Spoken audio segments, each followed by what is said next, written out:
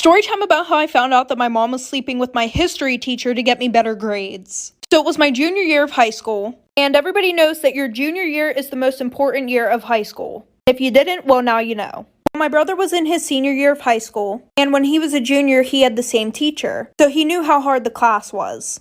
So he would stay up with me every night helping me to pass my history class. Well, the one day I'm at school and I'm taking a test, and I literally did not know anything on the test. And I studied the night before for literally 4 hours straight. So I decided to copy off the girl next to me. Well, a few days later, we get our test back. And I'm looking at mine, and I got a 97%. And then I look over to the girl next to me. She got a 33%. And then I started going through the tests. None of the essay questions looked like my handwriting. But I didn't say anything because I wanted that A. Well, the one night, I'm sitting down with my family having dinner, and I told them that I copied off the girl next to me, and how I got a 97% and she got a 33%, and my brother flips out like for part 2. Part 2 of my mom sleeping with my history teacher to get me better grades. So like I said, I told my parents that I got a 97, she got a 33, and I was telling them how the handwriting didn't even look like mine, and everything. And then my brother starts flipping out. In front of my dad, too. He goes, "Mom, are you fucking serious? You couldn't let her try and do this on her own?" And I was super confused. Like, I thought that maybe he was talking about my mom paid off the teacher. But then he said, "Yeah, Dad, if you didn't know, Mom's been fucking our history teacher to get us better grades." And then he goes, "Mom, you're such a fucking whore." And my mom's sitting there not even fazed. She just took a drink of her wine and said, "Get the fuck upstairs now." Before my brother leaves the table, he goes, "Maybe you can fuck Dad's boss too. Maybe he'll get a raise." And then I realized what was happening. And it's around 6:30 p.m. So after that, a lot of stuff happened. My dad obviously wanted to get a divorce at that point. So my dad took my brother and I to our grandparents. And we stayed with them for like 2 weeks. But then everybody at school found out. And we got made fun of a lot. And then after that, we moved schools. Story time on why I tried to run over my science teacher because he was a pervert. So back in 2015, I went to a university, which I'm not going to say the name of because I don't want them to know that I'm talking about them. And I majored in nursing. And usually when you major in that type of field, you usually get a lot of like science classes. So my first year, I took chemistry, which all the students have to do for their first year. It was a requirement. And my science teacher, we're going to call him Mr. Jackson. Mr. Jackson was like in his 40s, middle age. He had a wife and 2 sons. I know this because he plastered them all over the damn desk. His class was hard, but he was a really nice teacher. And whenever I needed any help, I could email him. I could come to his classroom after school hours. This went on for the whole year. So one day, I leave his class really late. He offers me a ride back home to my apartment, and of course, I said yes. This is when it gets sus. Come back for part 2. This is part 2 of why I tried to run over my science teacher because he was a pervert. So, like I said earlier, I left his class late. It was really dark, and he asked if I needed a ride home to my apartment. And you know, of course, I said yes because I thought it might be safer for me to get a ride from him than for me to be walking late in the dark at night. So, I give him directions on where to go. He'd ask me questions about things outside of school, and I thought it was nice because it seemed like he genuinely cared. Halfway there, he tells me that he's hungry and if I minded if he parked to the side so he could order food for his house. He ordered his food and then just sat there. And I was like, "So are we going to go?" Then literally out of nowhere, this man starts bawling. I felt awkward, but I asked him what was wrong. He starts talking about his family and his wife and divorce. Thought it was weird, but I tried to console him. Then he looks at me, starts rubbing my knees, and says, "This is why I adore you." It gets crazier. I'm running out of time. This is part 3 of why I tried to run over my science teacher because he was a pervert. If you didn't watch part 1 and part 2, go ahead and watch it because I'm about to just go straight in. So he grabs my face and literally tries to kiss me. I was like, "What the heck are you doing?" He was like, "Come on now, I know why you came." In my head, I'm like, And he's like, "Look, just do me this one favor and I give you an A in my class." And I was like, "Nope, I'm leaving. And he yanks me back closer to him. And guys, I don't know what it is, but I got this like body trigger. Like the moment someone touches me, I'm throwing hands. And I'm messing up Mr. Jackson so bad that he had to hop out of his car. And at that moment, I just saw red. When he got out, I closed and locked his doors. He was yelling at me to get out. By the way, guys, I cannot drive, but that day I just decided to drive. And I swerved, almost crashing the car, trying to run over him. He runs off and runs into the bushes somewhere. From there, I hopped out and ran home. Story time about how I got catfished by my best friend. Disclaimer, this is not my story time. My now ex-best friend and I hung out almost every single day. We were super close. Let's call her Natalie. Natalie and I would sometimes get into drama, and her mom didn't like this. She considered me a bad influence on Natalie. But honestly, the drama was coming from both sides. Natalie and I had a group chat with one other person. One day, Natalie sends me a message through the group chat saying that she couldn't be my best friend anymore and that she's really sorry. She really didn't explain why though. I was crushed. She had been my best friend for so long. 3 weeks ago, I noticed that someone added me on Snapchat by search. I didn't really think too much about it. I added them back and we started having a conversation. She was a young girl my age and we started having conversations about boys we had crushes on, school, and lots of other things. I asked her to send me a picture of herself and she said she couldn't. That should have been the first red flag. Then we decided to meet up at the mall. I wait for her at the mall, but she never shows up. Waiting for this girl to show up, but she never does. Disclaimer, this is not my story time. Like I said before, this girl told me she couldn't send me any pictures, so I didn't even know what she looked like. That's when I started suspecting something. We got along so well in our Snapchat conversations, it was almost too good to be true. So of course, I decide to call her. And guess who answers? Natalie, with her new friends who she knows that I hate. At that moment, I realized that she dumped me and then got with these new girls that she knew I hated. Of course, I was furious. I wanted to say something, but before I could, Natalie hung up the phone. And of course she did. She knew I was going to go off on her. Well, I start calling Natalie's phone several times, and she doesn't answer. Then I see that she unadded me off Snapchat and blocked me. So now I have no way of getting in contact with her. I spent weeks talking to this girl only to find out it was my ex-best friend catfishing me. So of course, I drive all the way to Natalie's house and her mom answers. Part 3 is up. So I show up to my ex-best friend's house who's been catfishing me for weeks. Disclaimer, this is not my story time. Her mom was not happy to see me. Like I mentioned before, Natalie's mom thought I was a bad influence on her because we always got into drama. I proceed to tell Natalie's mom everything in detail. Her mom was shocked. She couldn't believe that her little daughter would be capable of such a thing. She was so mad, and it was so satisfying to me. I leave Natalie's house and I go home. The next day, I see that all of Natalie's new friends are posting on their social media saying that Natalie's phone got taken away for a few months, and that whoever did it, F you. I know they know it's me. It turns out Natalie's mom took her phone away for a whole month and deleted all of her social media. She totally deserves it. Natalie and her new friends are in a different school. And here's the kicker, I'm gonna be going to the same school. Now I'm just hoping they don't try to do something to me. And if they try, I'm so ready. This is going to be a story time about how my whole school went on a manhunt for one student. Why was they looking for his ass? I'm going to get into it. Let me clarify right now that I am a victim. I do not want nobody in the comments saying, why didn't you do this? Why did you do this? It could have been me. It could have been any of us. That's why I minded my business throughout this whole thing. So I got to school a little late that day, but when I got to my class, I could tell there was a little tension in the air. I didn't know what it was, whether it was a teacher having a problem with a student or a student having a problem with another student. I just knew that the energy was off. So I'm sitting down in class minding my business per usual. The next thing I see is my teacher try to grab this one boy's phone. He immediately snatches it off his desk before she can grab it. That's when they get into this little tug of war type of thing. But the next thing you know, everybody sees this boy mollywop the teacher in the stomach. She falls and he runs out the classroom. Some kids started laughing and thought it was funny until the teacher wasn't waking up. This is when things get bad, like for part 2.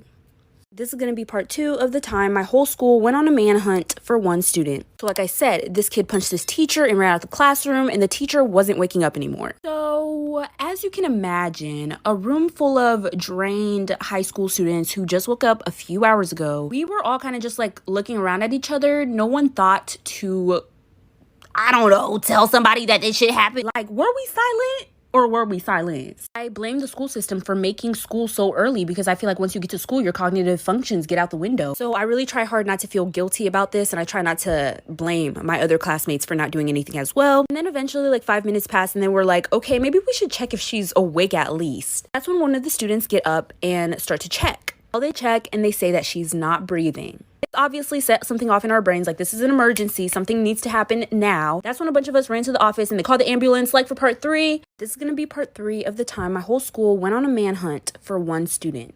We went to the office and told them how the kid punched the teacher and the teacher wasn't waking up. Immediately, a bunch of staff ran to the class to see where the teacher was and what was going on with her. I didn't personally run to the office. When I say we, I mean my classmates. So I was still in the classroom when all the staff ran in. So they told everybody to exit the classroom, and everybody needed to get out of the classroom because they needed to give her some privacy and examine her. So we were all standing outside of my classroom, and it was like 30 kids. The teacher that was next door to us was really close to my teacher. They would always talk in the hallways. They had their lunch periods together. Their study study periods together, and her door was wide open. Why didn't we go in there and tell her what happened? Honestly, like I said, we were high school students. It was really early. So she came out once she saw all of us standing outside in the hallway, and she was like, what's going on? Once we told her that a kid punched the teacher and that she passed out, her face drops, and she announced that the teacher was pregnant. Mind you, nobody knew this because she hadn't announced it herself yet. This is when they called the ambulance, like for part 3.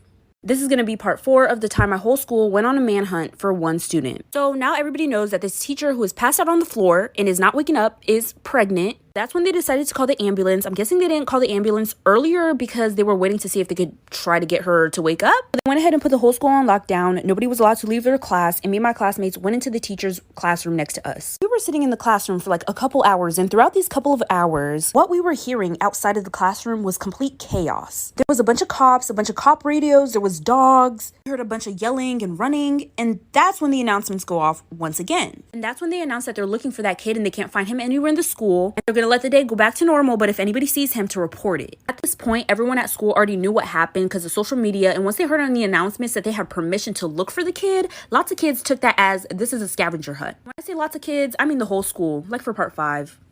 This is going to be part 5 of the time our whole school went on a manhunt for one student. But once they announced to report the kid who punched the pregnant teacher in the stomach if we see him throughout the school day, lots of kids took that as find him and bring him to me and started hunting him down. I mean, like, as they should. So anyways, yeah, complete chaos broke out. As soon as that bell rang, child, you would be able to leave school and nobody would notice. Everybody was in the hallways. People were looking under the stairwells. They were checking in the janitor's closet, opening up doors that they shouldn't be opening. And with everybody looking for this kid, we found him pretty fast. We did what the police and police dogs couldn't do. This kid was hiding in the band room under the band instructor's desk. They found him and arrested him on school property. We got word that that teacher did in fact lose her baby, but she was okay and she was alive, but she chose not to work at that school again. But she never came back, and I don't know, I think that kid is still in prison. Story time about how my fiance broke off our wedding because of my best friend. My fiance and I had been together for 2 years, but my best friend and I had been friends for over 8 years, so I trusted her with my life. When my fiance and I met, she approved and she loved him. She was always looking for a new relationship because she could never commit to anyone. Eventually, I started feeling like she was envious of the relationship because I had found someone that I truly loved and that wanted to marry me. On the other hand, she was a serial dater and went out with so many guys she couldn't even keep track. One night we had a double date and she brought this new guy she met. Throughout the whole date, my fiance and my best friend were hitting it off, talking, making jokes, and I was actually really happy because I was happy they got along. Her date even noticed this and commented about how we should switch dates. I thought it was so funny. Well, little did I know that after that night, they actually started texting every once in a while. Inside jokes and memes, stuff like that.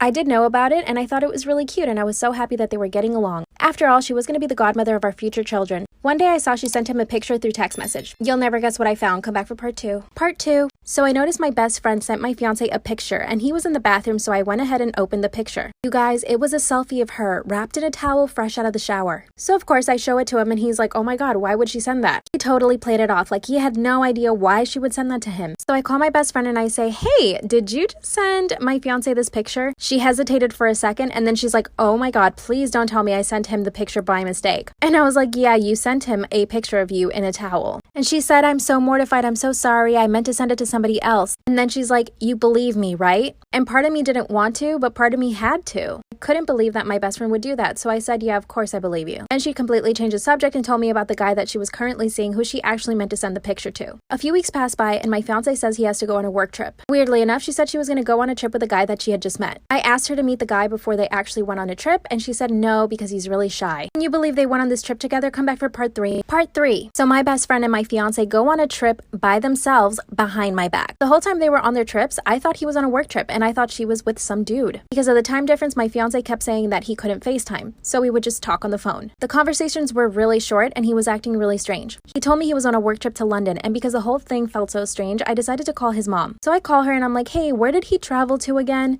And she replied, Aruba. I didn't say anything to her and I just got off the phone. I knew he was lying. And I knew my best friend was in Aruba. I connected the dots and realized they were both on a vacation together. The day that he was supposed to fly in, I showed up to the airport knowing that he was coming from Aruba. And I see them walking out to arrivals hand in hand. They saw me right away, and my best friend literally ran away. That's when he told me that he no longer wanted to be with me and that he wanted to be with my best friend. I had already paid for the wedding. He was such a coward. 2 months later, I found out she cheated on him, and he came back to me. I said no. Story time on how I caught my sister giving my husband head, so I made both of them drink my pee. Okay, so a quick rundown. At this point, I was married to my husband for 2 years, but we've been together for 5. I obviously knew my sister my whole life, but she was always known to be easy or loose, if you catch my drift. Everyone in the family knew this, but we looked past her thoughtism. So anyways, it's Christmas Eve and we're having a family get together, so there's a lot of us there. And let me make this clear. Me and my sister were close and me and my husband were on great terms, so it's not like I could have seen this coming. So the Christmas Eve party started in the backyard so we can bring Christmas in together, and everything was pretty normal. I did see my sister being a little bit too friendly, a little bit too flirty, but I just thought that was her thoughtism coming out. I thought nothing of it. I didn't think they would stoop that low. Oh well, they stooped, bitch. Like for part 2. Part 2 on how I caught my sister giving my husband head, so I made both of them drink my pee. So like I said, the Christmas Eve party started and it was all fun and games until I realized my husband had been missing for 30 minutes. I didn't even realize my sister was gone. I just thought maybe he wasn't too comfortable around all of my family, so he went to the room. So I went looking for him. Well, he was more than just comfortable, bitch. I opened up that guest room we were staying at, and right there before my eyes, my sister on her knees with his peen in her mouth. They both looked up so shocked, and before they can even react, I ran over to her and grabbed her hair, threw her to the floor, turned around and slapped him. That's right, the almighty slap. Then I proceeded to stomp on my fucking sister. Like for part 3. Part 3 on how I caught my sister giving my husband head, so I made both of them drink my pee. So like I said, I was stomping my sister out. He tried to stop me, which pissed me off even more, so I turned around and kicked him in the balls. He fell to the floor and I stomped him a couple times too. At this point, my husband and my sister are both on the floor crying, asking me for forgiveness. I'm sorry. They weren't gonna be sorry if I never caught them. Y'all, I was so angry, I ran downstairs and I took the apple cider, went to the bathroom, and I pissed all in that fucking bottle. And it was a lot of pee, child. I went back to the room and opened her peen-sucking mouth and poured my piss all in there. And as she gagged, I ran to my husband and did the same. Everybody gets pee today. Act for part 4. Part 4, last part of how I caught my sister giving my husband head, so I made the both of them drink my pee. So like I said, everybody gets pee. As my sister's gagging, I ran over to my husband, and as he's trying to say sorry, I opened up that mouth and put the rest of my jizz in there. I was so angry I couldn't stop. I told them both that I cleaned their filthy mouths with my pee, and then I proceeded to start fighting him again. You guys so fucking bad. Oh my gosh. Eventually, the rest of my family heard the commotion, came inside, and stopped everything. I felt good about it, y'all. I don't care. My sister was disowned, and he was divorced. Period. But it's okay, because I got my revenge. I couldn't wait on karma for this one.